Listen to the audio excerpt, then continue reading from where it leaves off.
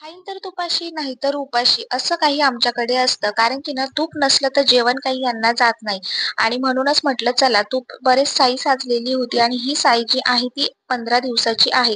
15 दिवसापेक्षा तर जास्त मी साचवत नाही कारण की त्याचाही नंतर वास येतो आणि ह्या बीटरमुळे ना माझं काम सध्या खूप सोपं झालेलं आहे. कितीही धावपळ असली तरी पटकन असं हे तूप होतं. तर तुम्ही बघू शकतात अगदी 5 ते 10 मिनिटात होतं आणि मेन म्हणजे ना भांडी अगदी कमी भरतात. तर बीटर क्लीन करायची ही सोपी पद्धत आहे. गरम पाण्यात असं करून घेतल्यानंतर बीटरही क्लीन होतं. त्यानंतर तूप लोण्याचा गोळा वेगळा आणि पाणी वेगळं अशा पद्धतीने बघू शकतात. भरपूर मोठा लोण्याचा गोळा इथे तयार झाला. तोही स्वच्छ धुवून घेते म्हणजे त्याचा वास येणार नाही.